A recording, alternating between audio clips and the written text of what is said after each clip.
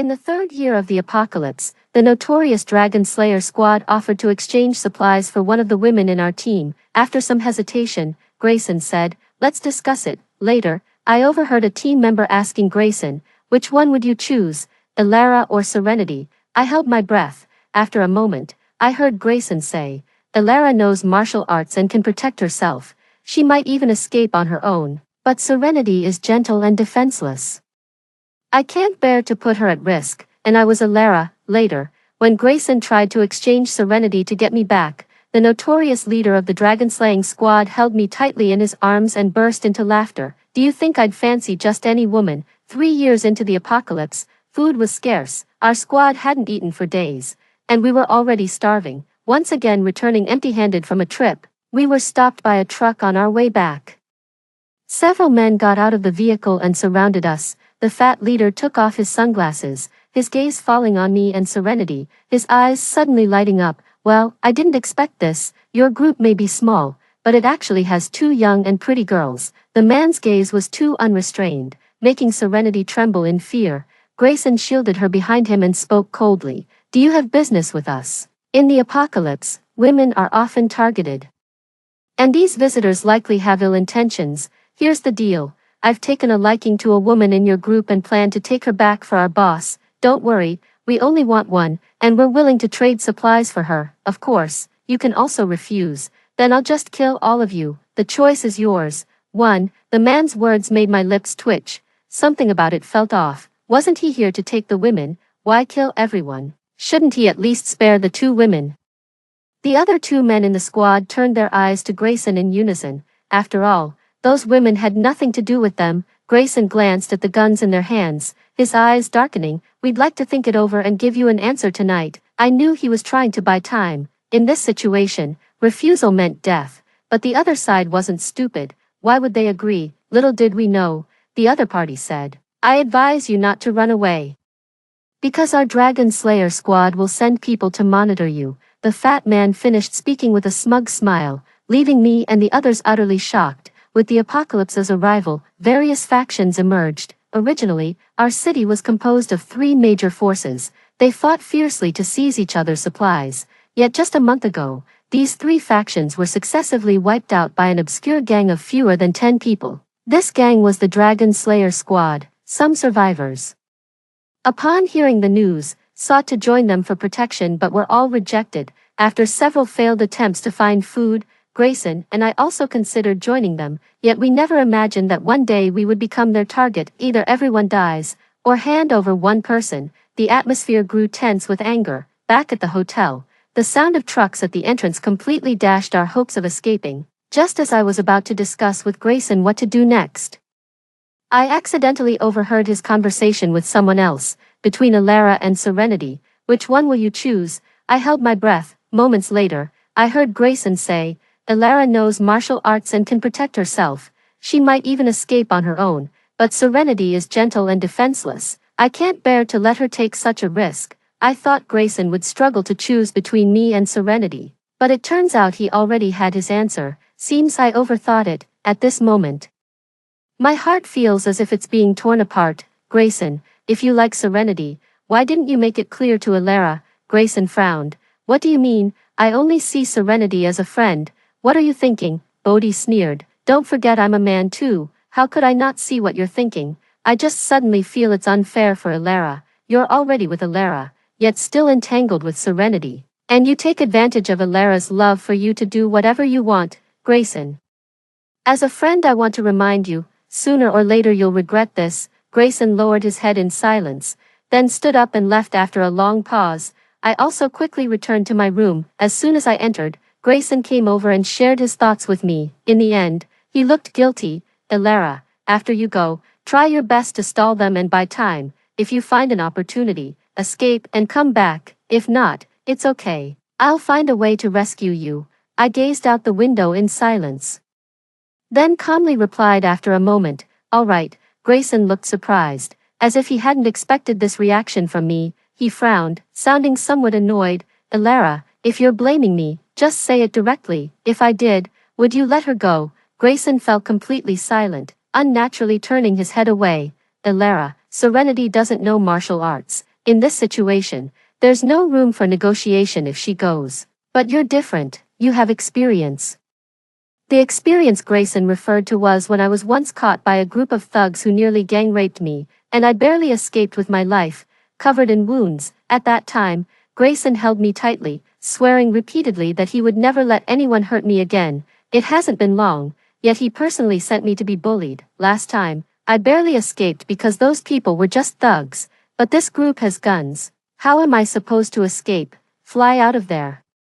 I no longer hold any illusions about Grayson. I just don't want to see him. I understand. You may leave now. My attitude clearly unsettled Grayson. After a long pause, he spoke again. Elara, I love you, but Serenity was my ex-girlfriend after all. I can't just abandon her. Once you return safely and I've settled Serenity, let's leave this place together, okay? This piece of chocolate is what I found today and saved especially for you. With that, Grayson placed the chocolate in my palm and turned to leave, yet I remained utterly unmoved, staring at the chocolate before me, feeling only its piercing glare, because just days ago, I had seen Grayson secretly slip a piece of chocolate to Serenity. Serenity's face lit up with delight at the sight of the chocolate. Where did this come from? Grayson thoughtfully tore open the packaging and placed it in her mouth.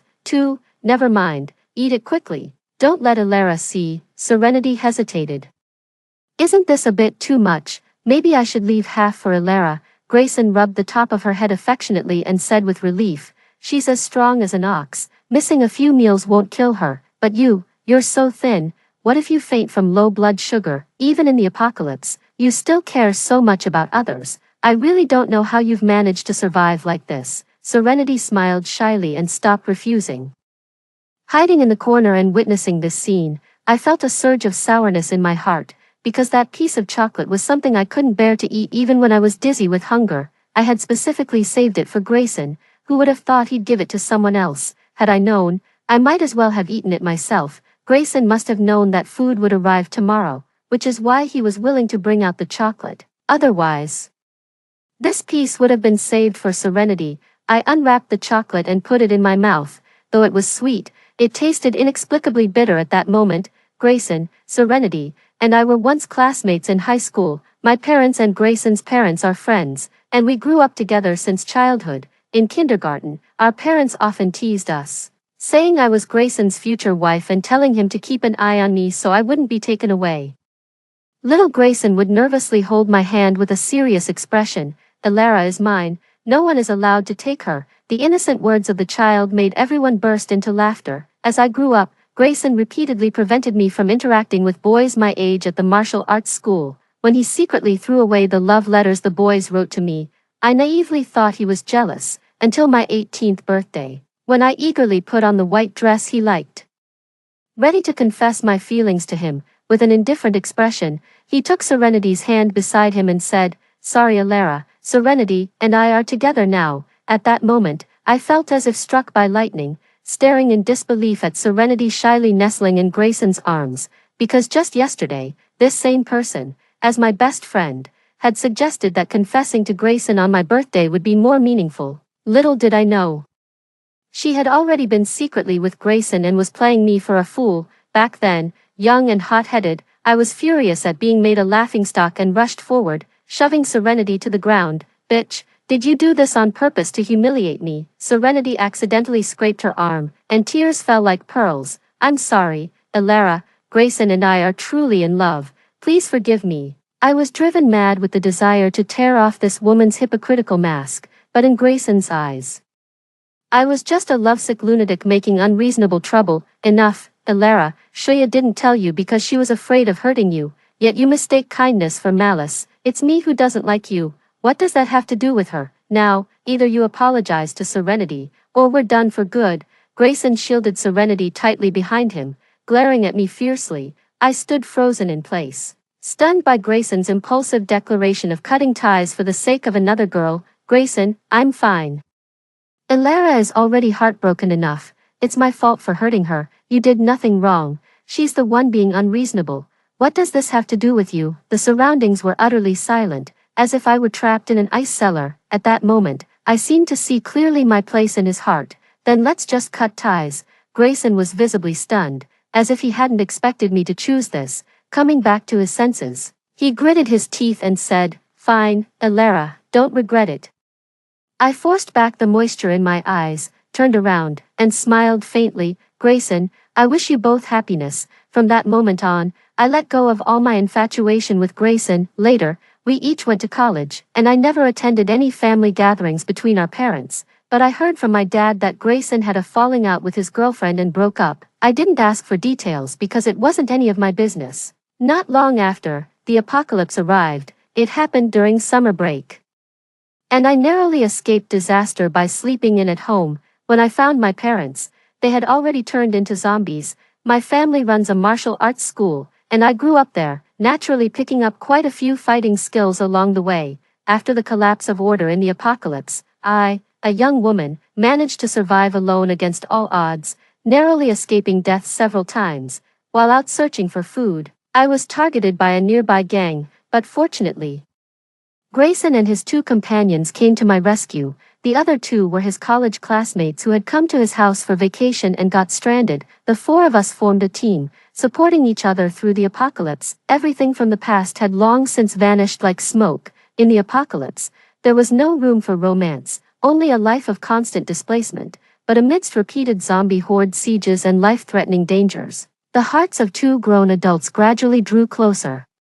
When Grayson saw me standing before him completely unharmed, the joy of having me back made him hold me tightly in his arms. His voice choked with emotion. "Elara, never leave me, okay, okay." At that moment, we confirmed each other's feelings, kissing with passion and intensity, fearing that one day an accident might come and we would lose each other completely. But Serenity's appearance shattered everything back to its original state. Not long ago, we encountered her hiding in the supermarket. I was quite astonished at the time.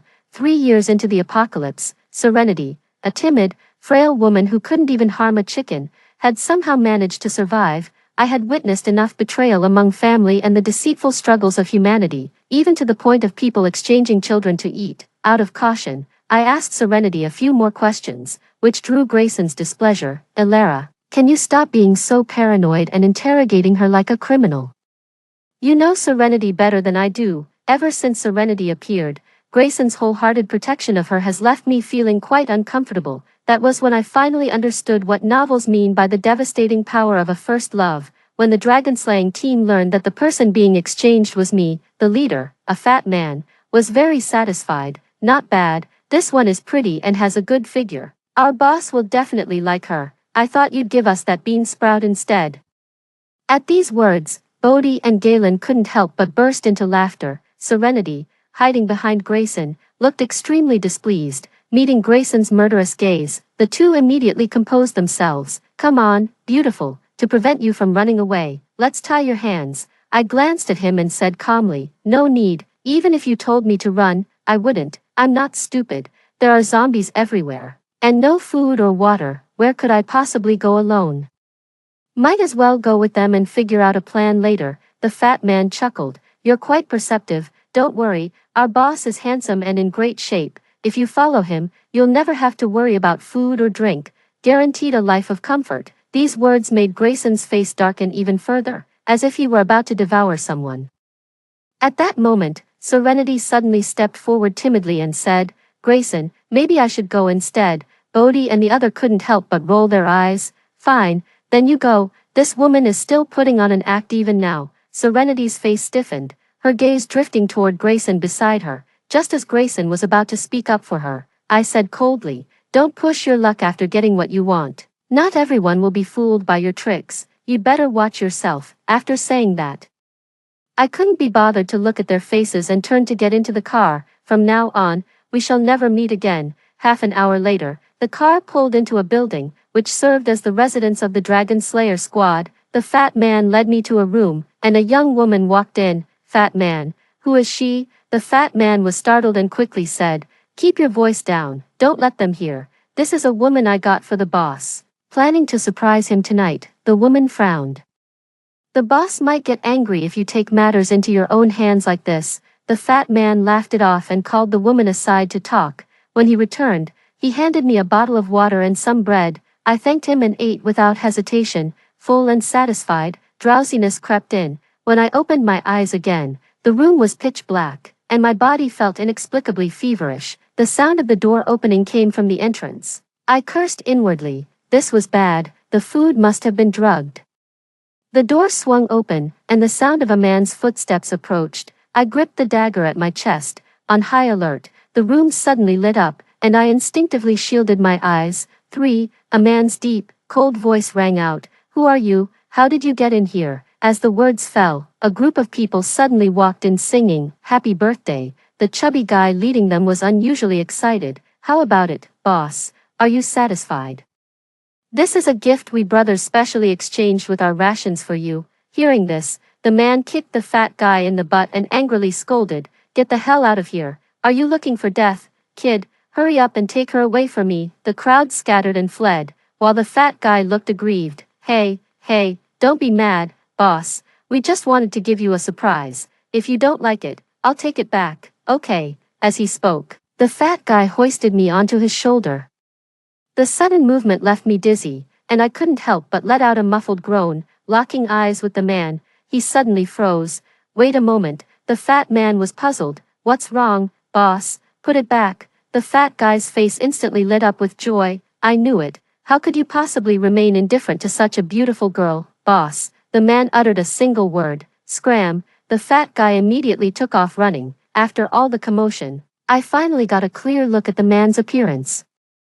He had sharp eyebrows and bright eyes, with a tall and sturdy build, especially the well-defined muscle lines under his black t-shirt. The fat guy wasn't lying. Their boss was indeed handsome. The heat waves surged, making me feel increasingly uncomfortable. Grayson has already given me away. It would be foolish of me to stay loyal to him. It's the apocalypse. No one knows whether tomorrow or disaster will come first. Since I've been drugged anyway, sleeping with this man wouldn't be a loss.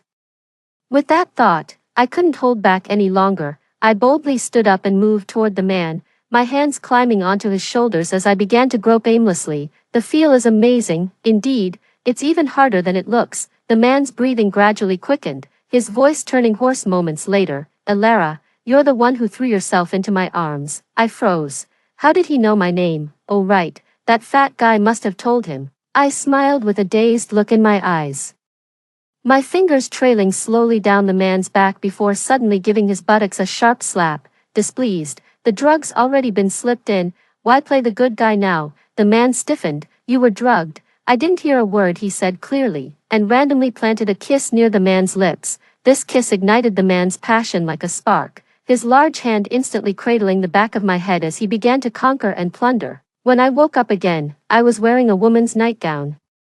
And the room was empty. The soreness all over my body, along with hunger, made me not want to move an inch right now. At this moment, the man from last night suddenly walked in carrying a tray and lifted me from the bed by the waist. I couldn't help but let out a startled cry and instinctively wrapped my arms around the man's shoulders.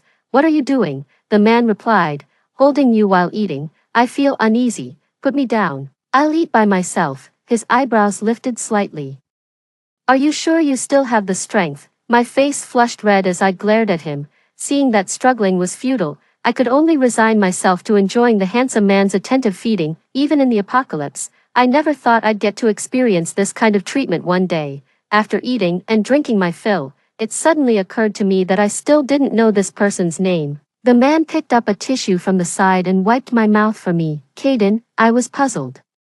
Why does this name sound somewhat familiar? I scrutinized the man before me again, certain I had never seen him before. Caden, you know how I got here, right? He nodded. I know, you're the wife Fatso traded for me. With that, his handsome face nuzzled against my neck, like an obedient and clingy big dog. I was so startled I nearly spat out my water, wondering how this person could be so different from yesterday. I pushed his face away from my neck with force, awkwardly saying, Wife is out of the question. From now on we'll just be teammates. Caden pursed his lips, looking aggrieved. You wouldn't be trying to shirk responsibility, would you? At that moment, Caden suddenly changed his expression, gnashing his teeth as he shouted toward the door. Get the hell in here, all of you. As soon as the words were spoken, a group of people noisily filed in through the door. The crowd exchanged guilty glances, while the fat guy laughed and boasted to the tall man beside him. I told you, the boss wasn't into women because he'd never tasted the goods. Just look at him now. TSK, shut your mouth. Caden's face darkened, and the fat man immediately fell silent. Seeing everyone had arrived, Caden introduced me to the members of the dragon-slaying squad. I instantly understood why the fat guy wanted to get his boss a new wife. Except for Caden and that cat. There were 4 men and 4 women in front, exactly 4 couples. Wait, why does that black cat look somewhat familiar? Is that cat yours? Caden nodded. Yeah, why, do you like cats? I smiled. No, I'm only interested in cat meat. Caden ruffled my hair. Then I'll kill one tonight to nourish you. Actually, the fact that this cat can still be here is probably thanks to Serenity. Because not long ago, when Serenity Grayson and I were searching for food at the mall, Serenity suddenly suggested going to the clothing section first to find some clothes. I didn't agree at the time. After missing several meals, the priority should have been finding food. Little did I know that in the stalemate, Grayson chose to accompany Serenity to find clothes. Elara, go find food by yourself first. I'll come find you later. Then, without waiting for my response, Grayson left with Serenity without even looking back. At that moment, I stood there alone, feeling dejected, when Grayson's words to me suddenly flashed through my mind. Elara, from now on I won't let you leave my side for even a step. I tried to console myself. It's the apocalypse, no time for romantic sentiments. Right now, filling my stomach is what matters most. Just then, I encountered that black cat. In these end times, people are emaciated, let alone animals. But that cat was plump and well-fed. Seizing it when it wasn't looking, I was about to head back for a feast when Grayson suddenly suggested that I let the cat go. I paused, dagger in hand, and sneered. I forgot. Miss Serenity is too timid to handle bloodshed. I'll take it somewhere else to kill. With that, fearing its cries might attract zombies, I prepared to find a spot to finish it quickly. Little did I know Grayson suddenly stopped me. Serenity once raised a cat exactly like this one. It took her a long time to recover after it died. Elara, let the cat go, and I'll owe you a favor. I couldn't help but let out a scornful laugh. A favor? Can your favor fill my stomach? You can choose not to eat, but you have no right to make me let it go. After saying that, I immediately prepared to deal with the cat on the spot. Unexpectedly, Serenity suddenly rushed over and tried to snatch the cat from my hands. In the midst of the struggle, the cat in my hands went wild with panic. Just as the cat's claws were about to strike, Grayson swiftly pulled Serenity aside. Back at the hotel, Bodhi and Galen noticed the injury on my arm and came over to ask about it. Upon learning the reason, they glared at Serenity, wishing they could beat her to death. They couldn't resist mocking her, can't even afford food, yet still has the mood to care about a cat. If you won't eat it yourself, don't stop others from eating it. If you're so compassionate, why don't cook yourself and feed everyone? It's just that Elara finally caught it. Not only was it injured, but it still managed to escape. What a shame. I remained silent. Serenity's tears fell like beads as she kept apologizing. Grayson couldn't hold back and spoke with a dark expression. Enough. Serenity is just kind-hearted. What did she do wrong? As for you all, what's the point of bullying a woman? Bodhi and Galen looked displeased and left angrily. I was both in pain and hungry, with no energy to deal with Serenity's pretentious behavior, so I also returned to my room. Not long after, there was a knock at the door. I thought it was Grayson, as the team's medical supplies were with him, for he used to be the one who bandaged my wounds. But who would have thought it would be Serenity when I opened the door? I didn't want to see her. Just as I was about to close the door, Serenity suddenly forced her way in. I frowned in displeasure, but Serenity just smiled. Elara, I'm here to help bandage your wounds. It wouldn't be good if they got infected. I'll do it myself. Serenity dodged my hand. Better let me handle it. You're too rough. I frowned, not understanding what game she was playing now. Little did I know, she suddenly spoke up. Elara, don't you feel utterly defeated? What do you mean? What I mean is, even though Grayson and I have broken up, as long as I stand there, his heart and eyes are completely filled with me. Elara, what do you have to compare with me? Serenity curled her lips into a smile and suddenly pressed her finger against my wound. I frowned in pain, instinctively grabbing her arm, and said angrily, Serenity, you. Just then, Grayson walked in, and Serenity instantly changed her expression, saying pitifully, Elara, I know you don't like me, but I've already apologized to you. What more do you want from me? This sudden, nonsensical remark instantly angered Grayson. who stepped forward and roughly pushed my arm away. "Elara, are you ever going to stop? Serenity came here out of guilt to bandage your wounds, and this is how you treat her. Honestly, you deserve to get hurt. Who told you to go snatch things? What does that have to do with Serenity?" The same old tactics again, the same baseless accusations, so many partings and reunions, so much mutual support. Yet all of it still couldn't withstand a single careless remark from Serenity. If Chocolate still held on to any hope, from that day on, my heart had already turned cold toward Grayson. When I found myself exhausted and aching all over again because of Caden's antics, I couldn't help but curse him in frustration. "If you've got so much stamina, why don't you go kill some zombies outside? Save some of that energy instead of taking it all out on me. If it weren't for practicing martial arts since childhood, how could an ordinary person endure such torment?" Caden's ears turned bright red as he helped me get dressed and washed up, his expression visibly awkward. Next time I'll definitely be more careful." He's said this at least 10 times since I arrived. If I believed him, I'd be a fool. Suddenly, there was a knock at the door, and Caden went to answer it. When he returned, his expression was somewhat strange as he said, "Elara, someone is here to see you." I was puzzled. "Who's looking for me?" I laughed, without telling me who it was. Caden ignored my objections and boldly picked me up to meet the person. I froze the moment I saw who it was. Never in my wildest dreams did I expect it to be the 4 members of our squad. Even more shocking was the sight of Serenity, bound and gagged, lying on the ground with sheer terror in her eyes. Grayson's expression turned even uglier when he saw me in Caden's arms. Caden raised an eyebrow slightly, his large hand gripping me tightly in his embrace as he spoke with a smile. "Go ahead. What do you want with Elara?" Grayson's face darkened. "We want to use this woman to get Elara back." As he finished speaking, Grayson's gaze shifted and fell on me, his voice choked with emotion. "Elara, I've come to save you. This time, we'll never be apart again." Caden's expression darkened instantly, his body stiffening slightly, his arms tightened around me even more, almost to the point of suffocation. Then suddenly, she burst into laughter. "Sorry, Elara said she's too weak to walk."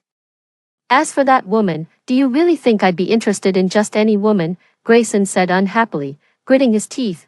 "What do you want then? Name your conditions." Caden's lips curled into a smirk as he lowered his head, planting a kiss by my mouth as if to flaunt it. "Nothing much. Even if you offered a mountain of gold, I wouldn't trade." In an instant, the atmosphere turned tense and hostile. At this moment, the fat man who had gone out suddenly returned with others. When the fat man's wife, Vera, saw Serenity, she exclaimed in surprise, "Huh? Why is this woman here?" The fat man was puzzled. "Do you know her? Don't you remember, over a month ago, that gang of 3 brothers started fighting among themselves because of this woman? She spent 1 extra day a week with the boss, upsetting the balance. In the end, we took advantage of the chaos and wiped them all out, but later, we lost track of her, and she managed to escape." As soon as he said this, everyone suddenly seemed to recall something and nodded in agreement. "That's right, this woman is actually our hero." The crowd burst into laughter, while Bodhi and Galen exchanged a look of disbelief. With tears in her eyes, Serenity pleaded as she looked at Grayson. Grayson's pupils trembled slightly, his lips pressed tightly together as he remained silent. It seems he finally realized he had been deceived, because Serenity had clearly told him back then that when the apocalypse came, she had survived by relying on a few classmates for mutual support. Later, when they encountered zombies, the others died, and only she managed to escape. Grayson had praised her for being remarkable at the time, but now, looking back, if she could turn 3 brothers against each other for her sake, she truly deserved to be called remarkable. From the moment Grayson chose me, I never expected him to come to my rescue. Now that he's here, even if I wanted to leave, the man beside me wouldn't let me go. I patted Caden's hand. "I want to talk to him." Caden remained silent, his dark pupils brimming with unease. As if afraid that Grayson and I would leave, I sighed and planted a kiss on his face. "Good boy, you're so wonderful. How could I bear to leave you? Indeed, there's food and drink here, and the team is harmonious. There's also a handsome man who obeys my every wish.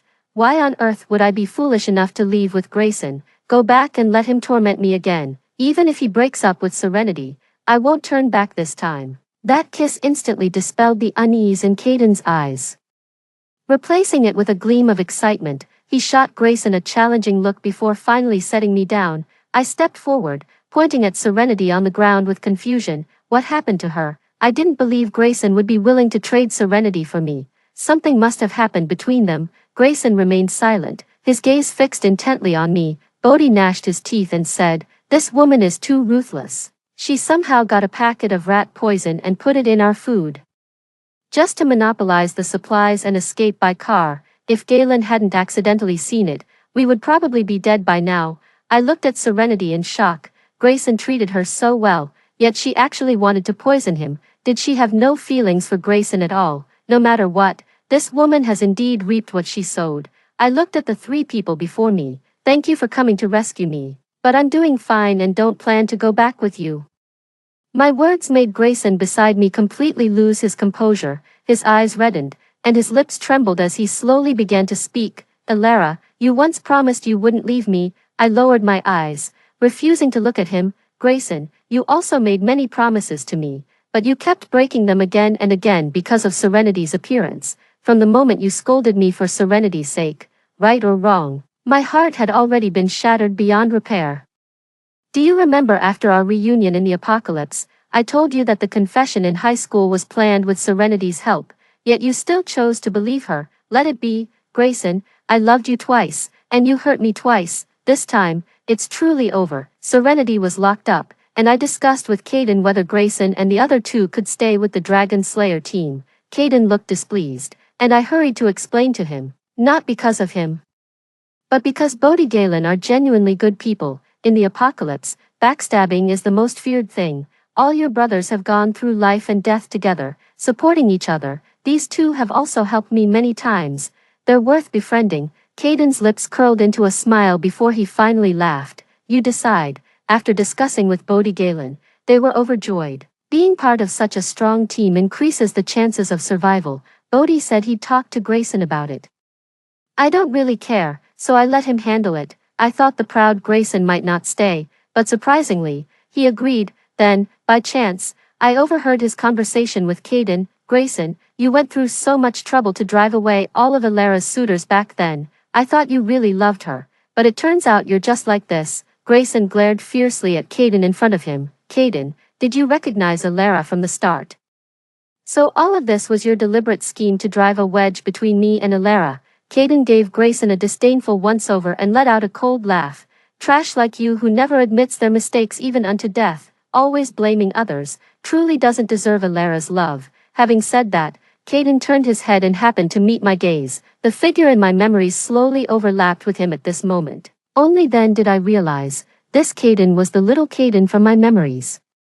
In elementary school, there was a boy in our class, pale, thin, wearing glasses, gentle and refined like a girl. Because he came from a wealthy family, he was often robbed by older students. Once, when he didn't have any money with him, he was bullied by older boys. I happened to see it and shouted, "The teacher is coming," which scared them away, but this was only a temporary solution. They still frequently demanded money from him and bullied him. Once I couldn't stand it anymore, so I stepped in and chased off that older kid, then told him, "If you don't want to be bullied, you need to stand your ground. My dad runs a martial arts school. You can come to my place to learn. They'll never dare bully you again." Later, Caden brought up the idea of learning martial arts at my place with his parents. As the late-born child in his family, he was deeply cherished. His parents were very supportive when they found out. The boy had always been frail since childhood, and this would be good exercise for him. Every holiday after that, Caden would come to my family's martial arts school to train with me.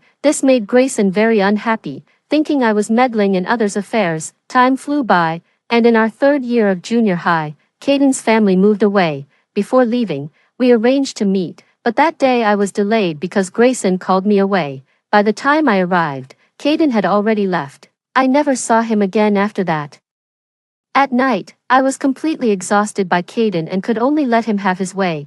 By the moonlight, I slowly studied him and couldn't help but laugh. "So, you recognized me at first sight that day. Does that mean you've been thinking about me all this time?" Caden's face turned slightly red as he remained silent. Then in the next moment, his large hands flipped me over. I couldn't hold back anymore and started cursing loudly. "Caden, will you ever stop?" In the middle of the night, just as I was sleeping soundly, the building's alarm suddenly went off. someone from the team came knocking, saying a level 2 zombie had broken through the railing, letting a large number of zombies rush in from outside. The team must gather and evacuate immediately. Before I could even react, Caden had already helped me put on my clothes, picked me up, and ran out the door. Level 2. What's a level 2 zombie? Since when do zombies have levels? Just as I was completely bewildered. The moment I stepped outside, I saw the chubby guy from the second floor suddenly shoot a flame from his palm, swiftly and skillfully engaging in combat with a zombie. I was utterly shocked. What was that? Some kind of magic trick? And what about the food? Why is everyone only focused on retreating? Why is no one taking the supplies we seized earlier? I looked at Caden with a head full of question marks, and Caden said, "I'll explain later." Then, without another word, he put me in the car and drove off with everyone. After driving for a while, Caden reassured me, saying, "Don't worry, not a single supply item was left behind. They're all on me." I stared at him in complete confusion. Where? He was just wearing a t-shirt and pants, not even an extra layer of clothing. Where could the supplies possibly be? It wasn't until the car stopped shortly after that Caden led me aside. With a flick of his fingers, a box of instant noodles suddenly appeared before us. With another wave of his hand, the instant noodles disappeared. I stood frozen in place. It wasn't until Caden explained that I understood. 5. Turns out, he had recently awakened a spatial ability, and the flames in the chubby guy's hands weren't some magic trick. He had awakened a fire-based ability, Caden said, not long ago. While fleeing, they suddenly discovered that the apocalypse seemed to have undergone an unexpected change. Not only did some zombies suddenly gain consciousness, but they also moved faster than ordinary ones. Both he and Fatty unintentionally awakened supernatural abilities while escaping from encounters with these special zombies. If ordinary zombies are level 1, then conscious zombies would be level 2. They speculated that if this trend continues, there will likely be more and more level 2 zombies, and even level 3 or 4 ones. Worse still, more superhumans might awaken, and the world is probably about to change again. My head was spinning as I tried to process everything I was hearing. It wasn't until the fat guy arrived with Bodhi Galen and the others that I was pulled back to reality. Seeing that everyone was safe, I breathed a sigh of relief, except for Grayson and Serenity. Bodhi looked at me, his expression extremely grim. "Elara, Grayson was accidentally bitten by a zombie while escaping. He told me to tell you to live well." Then he rushed into Serenity's room. Everyone exchanged glances without speaking. I opened my mouth, watching the flames soaring not far away, feeling an unusual calm in my heart at that moment. After a moment, I turned to look at Caden. "Where should we go next?" Caden laughed. "Anywhere is fine, as long as you're by my side." Suddenly, the surroundings fell into complete silence. I couldn't help but glare at Caden, the corners of my mouth lifting slightly. Story 2. After enduring many tough days, I found comfort in shopping. After marrying into a wealthy family, my husband complained about my excessive shopping, saying it showed a lack of ambition. Pointing at my head, he threatened, "Divorce, I've had enough of you and all this junk." Furious, he stormed out, slamming the door behind him. But the next second, the TV broadcasted, "The apocalypse will arrive in 2 hours. Please stock up on supplies locally and avoid unnecessary outings." The female anchor, her voice trembling, delivered this news. As I was still trying to gauge the credibility of the announcement, a commotion erupted outside. I peered out the window and saw people everywhere in the neighborhood, running rather than walking, as if in a frenzied pot that had just been stirred. Cars and shopping carts loaded with various foods and household items were everywhere. Anxiety and tension were written on everyone's faces, with no time to distinguish between truth and falsehood. I knew I had to join the self-help efforts quickly. In the apocalypse, the longer you last, the more hope you have. At that moment, my only thought was, I need to bring my parents here. My daughter Marissa was deep asleep in her room. After quickly ensuring there were no hazards, I locked her in the room. I grabbed my phone and started making calls while driving. When my parents picked up, they were calm and unaware. "Hello, Yvette, what brings you to call today?" Without time for pleasantries, I urgently asked, "Dad, have you been watching TV?" "What TV?" The village committee used loudspeakers this morning to announce an electrical grid overhaul.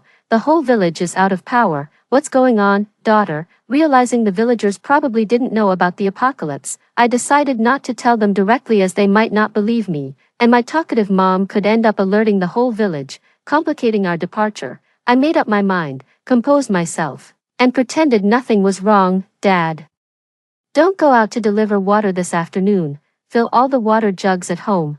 Take some water purifiers and disinfectant alcohol. Also, harvest all the edible vegetables in the yard. Bring some soil and seeds, and tie up all the chickens, ducks, and geese. Bring as many shovels and hammers as you can. I'm coming to pick you up. Fortunately, our family runs a water store, and in an apocalypse, water is crucial. We had everything at home, no need to fight over it in the supermarket. My dad, full of questions, asked, Yvette, what are you planning with all this? I made up a reason. Cosmo's company is having a team building tomorrow. They want to experience farm life, and we have everything they need, right? Might as well make some money for ourselves. Thankfully, our family loves money. Excited by the prospect, my dad slapped his thigh. All right, I'll get on it right now. When I arrived, my parents were ready. I quickly checked everything, ran inside to grab some of their warm clothes, and cleared out all the medicine and food from the fridge. My parents seemed to sense something was off and kept asking what was wrong.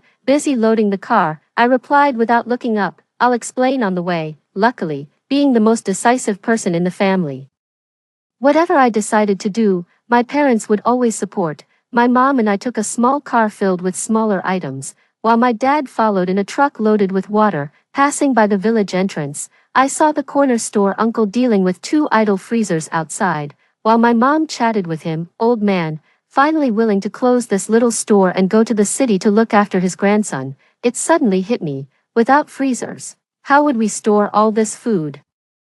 I didn't bother to haggle over the price of the freezer with the old man. Without a second thought, I handed over 5,000 yuan and bought one. To fit the large freezer into the car, we had to unload 10 barrels of water. I stuffed 5 of the barrels into the driver's seats of the small car and the truck. I gave the remaining 5 barrels to the old man, silently praying that he would make it to the day he meets his grandson. Before leaving, I reminded him to stock up on supplies and to avoid going out at all costs. The village is inhabited mostly by elderly people and children left behind. I have no idea when they will hear this news. I'm not able to help everyone, so all I could do was offer a kind word of caution. Although the city was already becoming restless, fortunately, it was during work hours in the afternoon, and the roads were only slightly congested. After hearing my stories about the apocalypse and zombies, my mom clearly didn't believe me. She chuckled at my dad through the video call, saying, Old man, has Yvette got a fever? Where did she get this nonsense about zombies and the end of the world? While driving, my dad joked, if that day really comes, it will be us parents who protect you, not the other way around where you, a child, would need to protect us. I was somewhat touched. Family ties are the strongest bond in the world by default, no matter how old I get, or even if I have my own children. In my parents' eyes, I will always be their child. Squeak! The SUV in front suddenly braked, and I quickly turned the steering wheel to the side to avoid a collision. From behind, the heavy, grating sound of my dad's truck braking could be heard. My mom and I were still shaken, standing still, when suddenly, a bloodied figure with torn flesh on its face slammed into the passenger side window, with its pallid eyes and gaping bloody mouth. It struck against the car in an inhuman pose. It scared my mom so much that she fainted on the spot. It turns out the zombie video from Q City Hospital I scrolled past 2 days ago was real. Sweating all over in nervousness, I quickly composed myself and stepped on the gas to get away. While driving, I shouted into the phone, Dad, hurry up, people are mutating. In the rearview mirror, I saw my dad starting his truck less than 20 meters away from me and following behind. At that moment, my heart was racing, uncertain whether the road ahead was clear or if more zombies would appear. Most importantly, my daughter was alone at home. What would she do if she woke up and didn't see me, too? Fortunately, the road ahead was relatively clear. The villa Cosmo bought for me is in the suburbs, primarily inhabited by residents of the community and staff from nearby businesses. There weren't many people, and the place was spacious. Even so, by the time we drove into the community, several people had already been bitten. The villa, including the basement, spans 5 floors. After parking in the garage on the first floor, We were all exhausted. Concerned for Marissa, I suggested we rest first and tidy up later, ensuring no one was around. I locked the garage door and rushed upstairs to find my daughter. When I opened her room door, Marissa was sitting on the bed, crying her heart out. Seeing me, she kept reaching out and calling, "Mommy," at that moment.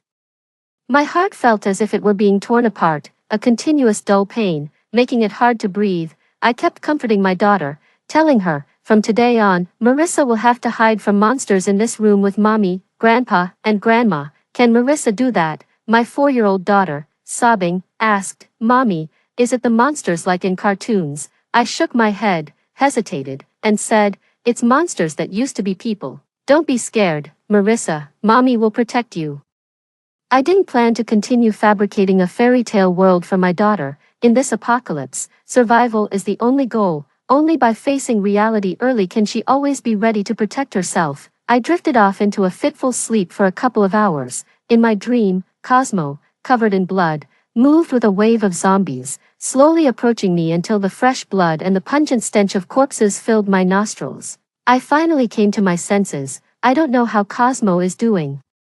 Whether he made it home safely, or if there are enough supplies at his house. But then, I suddenly find it laughable. Initially, he was charmed by my beauty and wanted to marry me, but now he despises my impoverished appearance. He complained about my habit of buying cheap trinkets with no value or taste, accusing me of holding him back. He prides himself on being superior. Let's see if he can survive to the end. I get up at 6 o'clock sharp to take inventory of our supplies, 20 barrels of oil, 20 bags of rice, 10 bags of flour, and countless cans and compressed biscuits. All these were snapped up during supermarket promotions. Besides, there are 2,000 trash bags bought for 9 yuan for 550 power banks purchased for 8 yuan each because they looked cute, originally intended as gifts for Marissa's birthday, chips, spicy strips, toothbrushes, toothpaste, sanitary pads, underwear, wet wipes, hand warmers, cooling patches, face masks,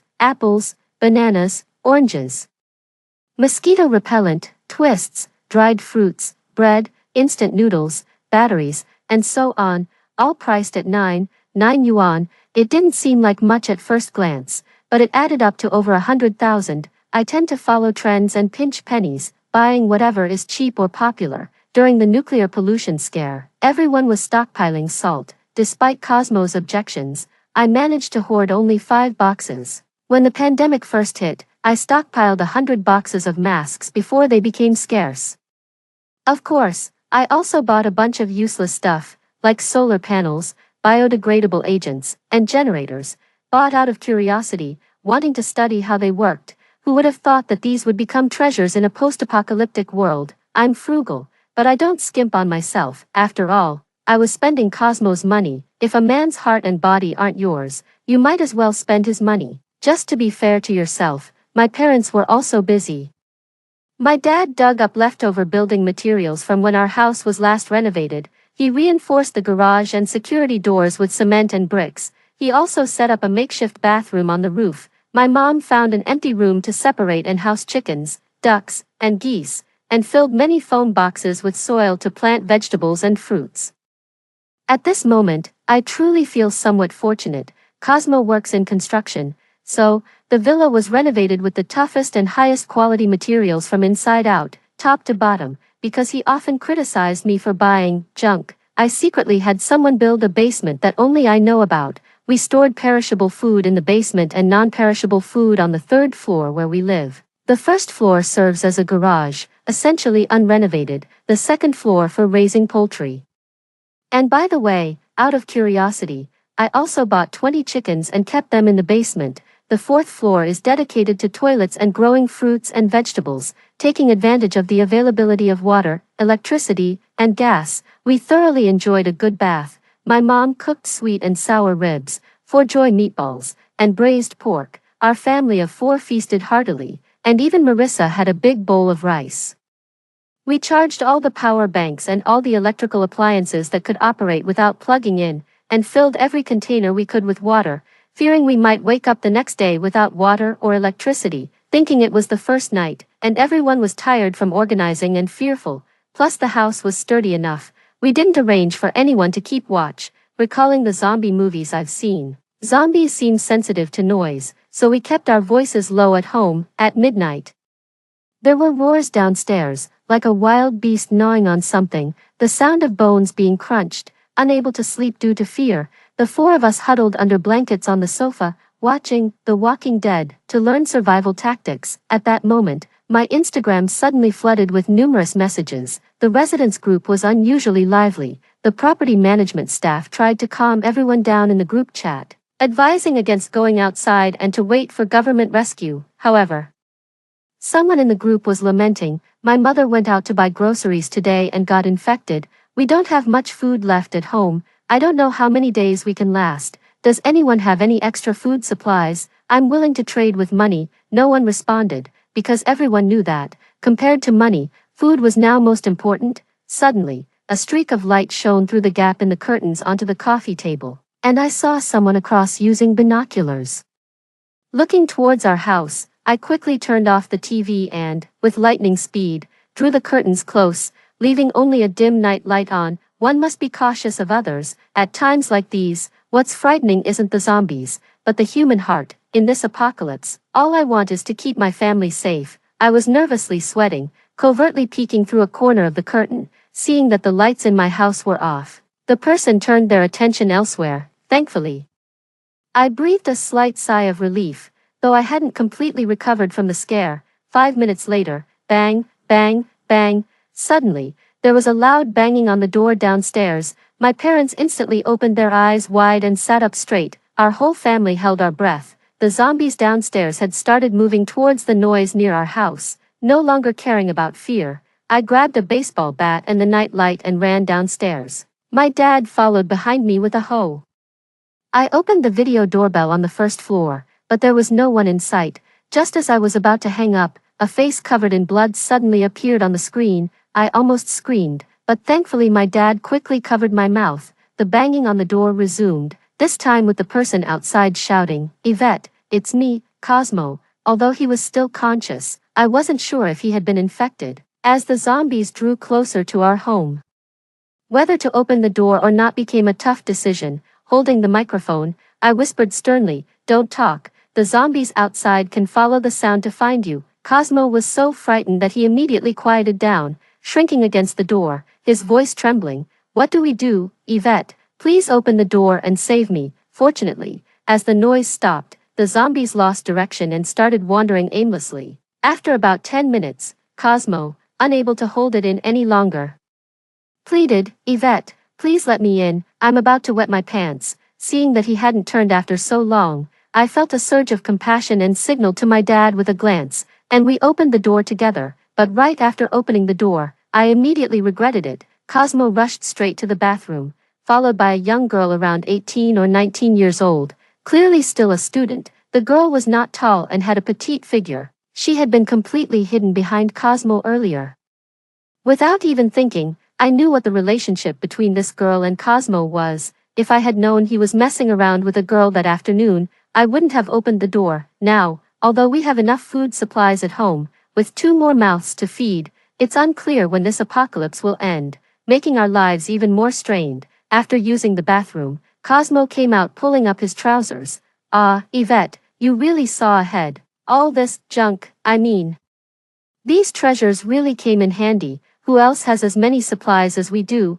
I couldn't help but snap at him. "This house is in my name. It's my house, not yours. What's with the blood on your face?" He slapped his thigh. He began to chat nonchalantly as he sat on the stairs. "You wouldn't believe it, Yvette, the moment I stepped outside this afternoon. It was absolute chaos out there. I took refuge across the street, but that girl, and only orders takeout and doesn't stock any food at home.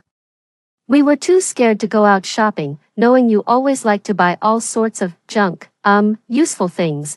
I figured we had to come to you for help, but the streets were crawling with zombies, so we had to be brave and sneak past those that couldn't walk, smearing their blood on our faces to avoid getting chased." I felt a bit disdainful inside, realizing he had stashed his mistress right across the street. Was he the one spying with binoculars earlier, while I was still pondering this? Cosmo spoke up again. "Yvette, we didn't come empty-handed, even though we've brought no food. I did bring a bunch of high-tech gear. He proudly opened a large sack branded with a donkey logo on the ground, binoculars, drones, gaming consoles, remote-controlled planes, a whole sack full of various items. Although I found him quite distasteful, the gadgets he brought were somewhat useful, so I took the sack and pointed to the top floor. From today, you two will stay on the fourth floor. Without my permission, you're not allowed to wander off. We three will take turns keeping watch every day. As Cosmo passed the third floor, he greeted Marissa and almost got kicked down the stairs by me. That night, except for Cosmo and his companion, none of us could really sleep.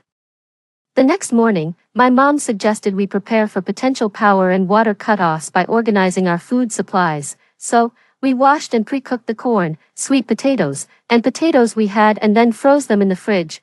We also pickled some cabbage and cured some bacon for long-term storage. The duo upstairs hadn't even gotten out of bed yet. I was teaching Marissa phonetics in the living room when suddenly there was a commotion downstairs.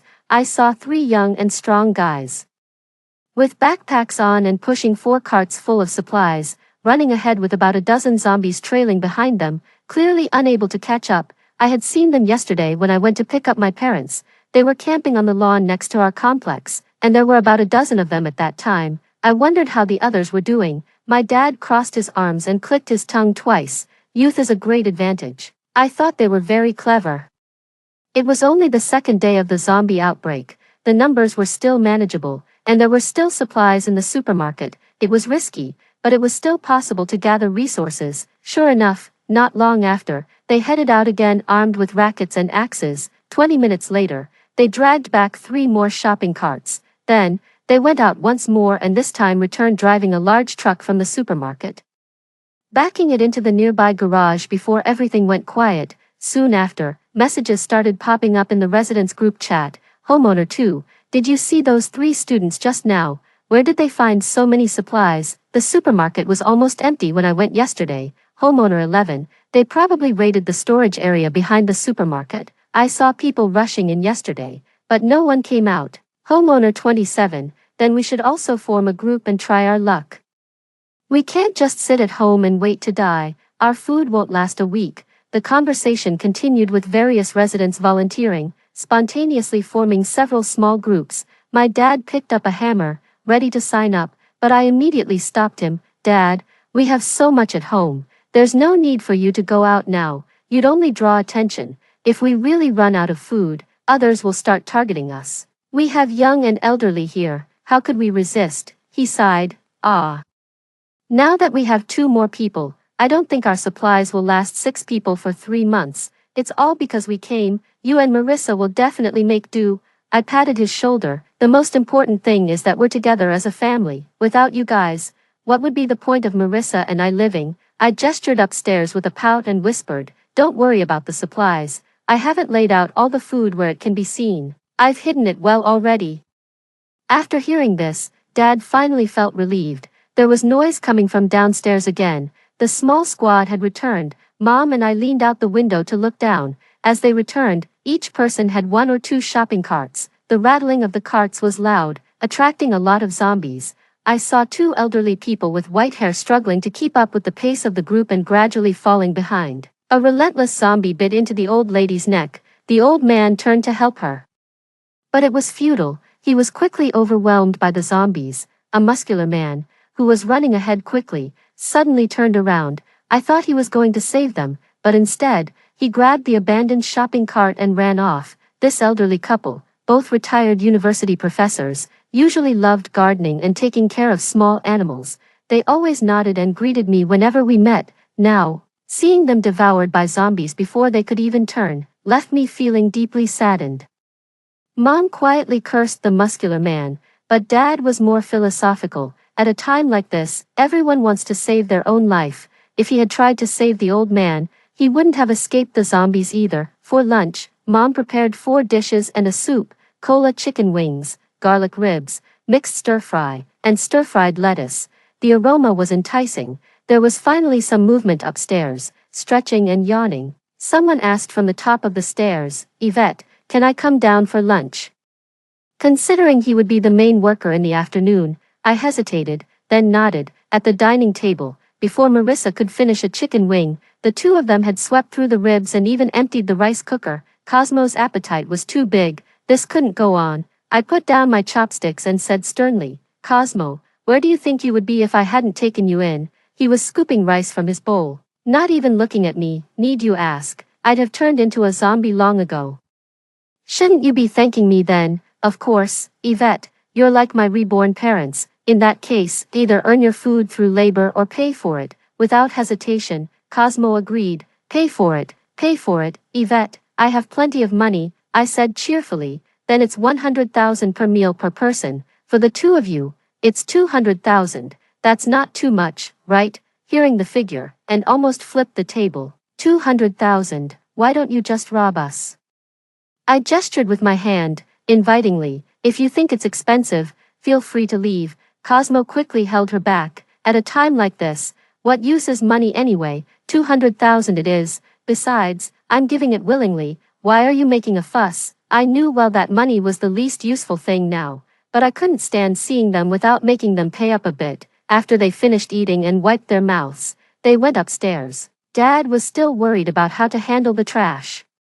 I suggested putting the trash bag in the toilet and dealing with it afterwards. Our house was on the last row on the outer side of the neighborhood, next to an empty lawn. Every time we dealt with the trash, we threw it from the second floor onto the lawn. It wasn't too noisy and also took care of any security risks. A week later, the power and internet went out simultaneously. With temperatures soaring close to 45 degrees Celsius outside, Marissa was lethargic all day. And my parents were equally drained. I regret not buying more solar panels. The stored electricity couldn't cope with the consumption needs of our six-person household. Our only solution was to freeze bottles of mineral water and then place them around the house to cool the air, which was somewhat effective. Cosmo, acting like a spoiled young master, lay straight on the floor, continuously drinking mineral water until he started belching from it. Before long, the freshly replaced water from the morning was reduced to less than half a bucket. Seeing me glaring at him, he frowned and dismissed me irritably. "What are you looking at? Can't I even drink some water now?" Then he threw a card at me. "There are 50 million in here. I'm buying the rights to live here for 3 months. The PIN is 175888. I took his card, silently looking at the mere 10 buckets of water we had left. On day 87 of the apocalypse, the relentless heat had tormented us beyond recognition. It rained all day yesterday, and the temperature finally dropped. But our relief was short-lived as everyone was awakened by the cold at night. The indoor thermometer showed -40 degrees Celsius. After the extreme heat came the severe cold, causing coughs, runny noses, and fevers in varying degrees for my parents and Marissa. At this time, everyone's health was severely tested. I distributed some medicine to the three of them, with one heating pad each. The four of us huddled together to sleep. Fortunately, by the next day, everyone's symptoms had somewhat eased. Perhaps due to the weather, the zombies downstairs hardly moved. Large snowflakes began to drift outside the window, and soon, the zombies were buried under the snow. The vegetables on the rooftop were definitely frozen and ruined. Our supplies were also dwindling, and watching the food decrease day by day made my parents even more worried. For the Mid-Autumn Festival, my mom made dumplings specially. My dad complained about wasting resources, but Mom just gave a bitter smile. Who knows if we'll make it to next year, or if we can even be together again. Consider this the last dumplings we might have. Tears streamed down her face as she kneaded and rolled out the dough with all her might. Once the dumplings were cooked, steaming hot, it had been a long time since we had freshly made dumplings, and the six of us ate about 200. Lately, Cosmo and Ann haven't been participating much in our activities, even taking their meals up to the 4th floor to eat. I couldn't afford to speculate about their intentions. As long as they posed no threat to my parents and child, I let them be. Perhaps the dumplings brought some much-needed warmth, as shortly after eating, everyone was overwhelmed by sleepiness and slept till noon the next day. When I came to my senses, I realized that Cosmo and Ann, who were supposed to be on duty, had disappeared. I searched the entire building to find that all the chickens, ducks, and geese were gone, and only a little water was left in the water dispenser. Opening the bottle of melatonin, it was completely empty. It immediately dawned on me. They had mixed all the melatonin into the water, making us drink it, which explained why they didn't take any water yesterday. Seeing the food supply dwindling, they had simply stolen all the supplies to ensure their own survival, leaving us to fend for ourselves. the dark side of human nature was fully exposed. The front door on the first floor was wide open, letting the cold wind rush into the house, giving me a shiver. Cosmo clearly didn't plan on leaving us any way to survive. If it weren't for the cold freezing the zombies, how could our family of 4 have slept safely in the house? I secured the front door and rushed back to the 3rd floor, where my mom, looking at the empty chicken and duck pens, exclaimed, "Oh my God, where are my chickens? Where are the ducks? Where have all my geese gone?" Light shone directly into my eyes from across the way. Pulling back the curtains, I saw Cosmo and Anne standing on the balcony, hands on hips, looking smug as can be. Behind them was a pile of supplies they had stolen from my house.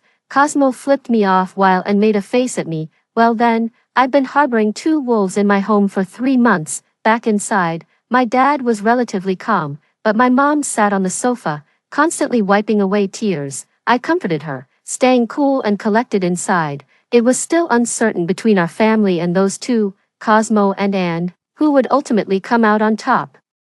What no one knew was that I had hidden most of the supplies in a basement that even Cosmo didn't know about. Day 105 of the apocalypse, the temperature had warmed up a bit, so I cracked the window to let in some air. Marissa, gnawing on a potato, said to me, "Mom, I think I can smell barbecue." Honestly, I smelled it too. I pulled back the curtains slightly and saw Cosmo and Anne on the opposite balcony, setting up a makeshift grill and starting to barbecue. Cosmo was dismantling a cupboard to use for firewood, and the clanging of the hammer echoed throughout the neighborhood. The zombies downstairs started to stir, but they were frozen in the snow and couldn't get out yet. The smoke and smell of the barbecue spread everywhere. You should know, some people must have already reached their breaking point. Their actions were purely suicidal. My dad clicked his tongue. Rich people really know how to enjoy life. They can't handle a bit of hardship. Marissa clamored for some meat, but under the circumstances, we dared not produce even a hint of cooking smoke. A couple of days ago, the laying hens finally began to nest and lay eggs. I coaxed her into going to the basement to fetch some eggs, small and fun, and nutritious too. Her attention was quickly diverted. At midnight, while I was on watch in the living room, I heard rustling noises from downstairs. I hurried to the window. In the dark, I saw several strong men with flashlights.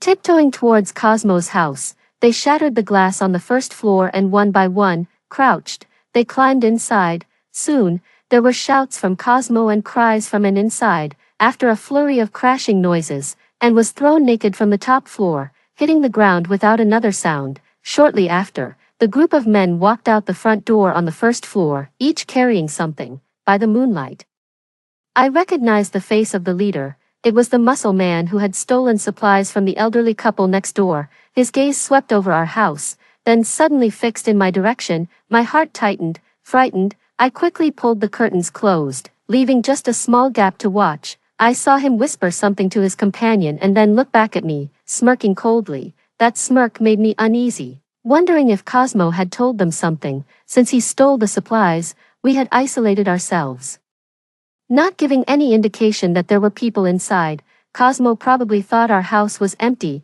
It didn't seem likely, but I still felt uneasy. In the latter part of the night, the temperature suddenly rose sharply, and the zombies became more agile, starting to move slowly. The next morning, just as dawn broke, my mom was about to make breakfast when cries for help came from outside, on the first floor opposite.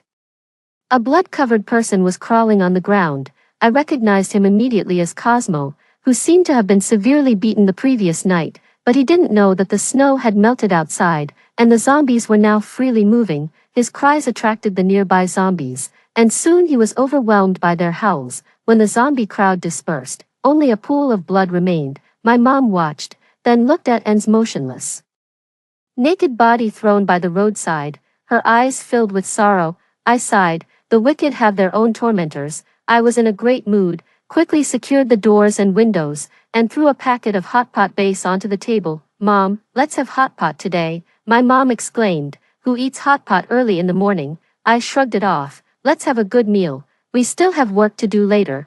We hadn't had hot pot for a long time, and we thoroughly enjoyed it with the spicy dipping sauce. Last night, the muscular men made me incredibly anxious. A voice in my head kept telling me to hide immediately. I felt I had to do something, so I called my parents to start dividing tasks. Mom, mess up the kitchen, overturn the tables and chairs, and take all the bedding and clothes to the basement. Dad, move 2 beds to the basement, clean the chimney, and run an electrical wire. From today, we are living in the basement. Day 112 of the apocalypse. The zombies in the neighborhood were gone, suddenly. Gunshots rang out outside. I ran to the ground floor and saw that the muscular men had started searching the buildings one by one for supplies. He had a gun in his hand, followed closely by several brawny men with dragon and phoenix tattoos. Every door had been fortified. By 5 o'clock in the afternoon, as it began to get dark, they had only finished searching 4 residences. They came out empty-handed. These few homes clearly had no one left, probably starved to death already. As they were about to reach my house, I was sweating nervously. Although we were hiding in the basement, the door to our house had been fortified from the inside, and with 2 cars parked in the garage, it made no sense for them not to find any bodies upon breaking in. The entrance to the basement was under the carpet. It could be found if searched carefully. I was extremely anxious, silently strategizing in my mind. My parents, holding weapons, also clenched their fists tightly. The muscular leader headed towards my house, getting closer to the front door by the second. My heart was pounding as if it was about to leap out of my mouth. Suddenly, a young follower said, "Boss, there's definitely no one here. I saw her drive away the day the zombie outbreak happened." Another joked, "With so many people, how come you specifically remember her?" The first follower replied, "Every time I picked up a delivery, I'd run into this lady. She had a fair and lovely face. A great figure, curvy in all the right places. I just remembered her. I bet she's a kept woman living alone, a real foxy look." Ugh, discussing me like this in front of my parents. My face burned with embarrassment, and I wished I could hide back in the basement. The muscular man finally said, "Search this house, and then we rest for today." The footsteps drew nearer. It seemed we were only separated by this door. My heart leaped into my throat. Another follower weakly suggested, "Boss, maybe we should search tomorrow. The smell outside is unbearable. The house we just checked, the bodies were so decayed. My stomach is still cramping. I don't want to see any more." He then made a retching sound and started a chain reaction of vomiting among the others. Indeed, the sight of bodies frozen for 3 months then subjected to high heat was stomach-turning. About 10 seconds later, the muscular man said, "Pack up." That sleazy voice was, at that moment, music to my ears. So they left with a clatter. Just as I was breathing a sigh of relief, my mom trembled. "Yvette, what are we going to do tomorrow?" My dad slammed a hammer on the floor. "Yvette, tomorrow you and Marissa hide well in the basement. My parents are getting older, and they insist that if it comes to the worst, they would protect my mother and me at all costs." After saying this, tears fell from his eyes. This was the first time I remember ever seeing him cry. My mother echoed him, saying, "Yes. Even if it costs us our lives, we must protect our daughter and granddaughter." I hugged them and quietly comforted them. "Mom and Dad, it's okay. We've been through so much already. We'll get through this too." Though I was comforting them, I was also reassuring myself as I already had a plan in my mind. However, during dinner, seeing the instant noodles in front of each of us topped with 5 eggs alongside dishes of beef, fish, shrimp, and canned ham, I realized they were treating it as possibly our last meal. At night, I took out the visual drone from my backpack and practiced operating it indoors. At 3 in the morning, I opened the window and released the drone, which I had attached 10 chickens to. I dared not attach a phone for fear of attracting unwanted attention. The drone, with only 2 hours of battery life, could only fly within a 15-mile radius. But after searching for over an hour, I couldn't spot a single zombie in the city. Had they all been cleared out? The drone flew for about another half hour, and still, no zombies were seen. The spark of hope in my heart slowly died out. All our family wanted was to survive. Why must they corner us like this? My palms were sweaty, and I nearly slipped several times while operating the controls. Soon, the screen started to alert me that the battery was running low. Reluctantly, I had to recall the drone, feeling hopeless and resigning myself to our fate. But on the way back, I suddenly saw a dense, moving shadow in the distance. Approaching, I saw about 30 or 40 zombies slowly following a female zombie. The female zombie constantly pointed at something, directing the horde with the movements of her hand. This zombie was beginning to evolve. Without a moment to spare, I lowered the drone towards the female zombie. The chirping of the chickens instantly attracted her, and she began reaching for the drone. Seizing the moment, I quickly maneuvered the drone towards my home, instructing my father to close the yard gate and open the security door. Sweating profusely, I approached the zombies while fearing they might destroy the drone midway. As the zombie horde neared the yard, I discarded the drone and released 3 more looting chickens inside the house before quickly hiding in the basement. Soon, they climbed over the fence and entered the first floor.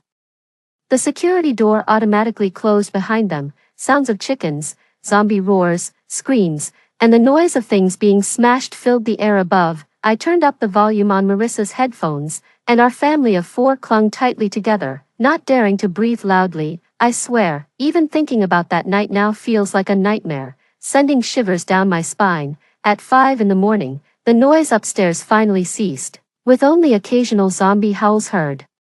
We dared not make any sound, quietly waiting for help to arrive.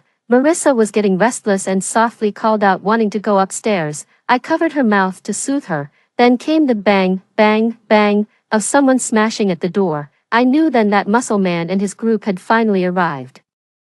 The zombies were drawn to the noise, all squeezing towards that small door, but our house was well soundproofed. The people outside couldn't hear the commotion inside. As the zombies rammed and the people outside hammered, the security door eventually gave way. The zombies swarmed out, and the group of strong men outside were momentarily stunned by the evolved zombies' overwhelming strength. None of them escaped. They were either transformed or reduced to nothingness. With that, we managed to survive another calamity, day 475 of the apocalypse. Since the incident with the muscular man, we haven't ventured outside and have continued to live in the basement. The stench of decay wafts through the ventilation ducts, pungent and unbearable, forcing us to live with masks on. Our supplies have dwindled significantly, and just waiting around isn't a solution. I plan to go out and scout the situation, cracking open the basement door.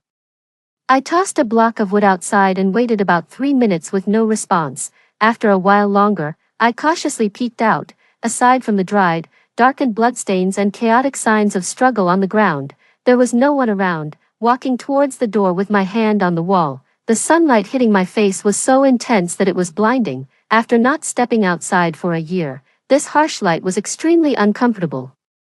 It took a while for my eyes to adjust just enough to squint and survey the outside. There were no zombies nearby, just a few scattered in the distance moving slowly, many of them crawling on the ground. It seemed that without food, their functions had nearly depleted. Suddenly, the sound of rapid gunfire filled the sky, stirring the zombies into greater movement, though they were clearly too weak to pose any threat. A helicopter hovered overhead, broadcasting, "Citizens, we will be spraying a chemical in 3 hours to eliminate the zombie virus. The chemical is harmful, so to avoid inhalation, please stay in enclosed spaces. This battle, we are about to win." Great news. It seemed the government had found an effective way to stop the spread of the virus. Overjoyed, I quickly opened the basement door wide and let my family out for some fresh air, then made a makeshift door with wooden planks.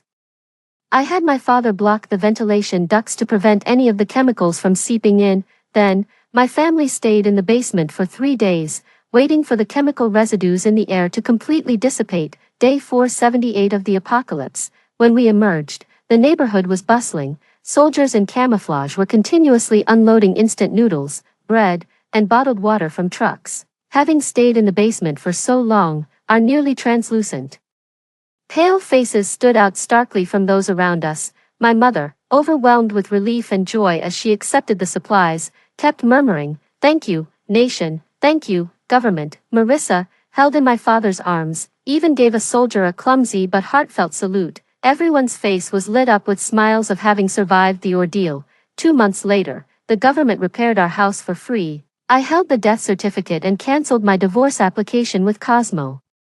I inherited all his property, including a card totaling 300 million. Not wanting to part with my parents, I had them close our old water store and opened a new one near our home to keep them occupied. Occasionally, when Marissa was on vacation, I took them traveling around the world. I still loved shopping, but in front of my parents, I wasn't criticized for buying junk anymore. They always looked on with curiosity as we learned about online shopping and opened packages together. Having lived through such a catastrophe, we silently adopted a new philosophy of life: live in the moment and enjoy life to the fullest. One day, After picking up Marissa from school, I saw from afar my parents waiting at the door. Marissa let go of my hand and happily ran towards her grandparents. As the sun set, her small shadow stretched very long, extending from my feet all the way to my parents. A gentle breeze felt wonderfully cool on my face. I just felt, truly, it's good to be alive.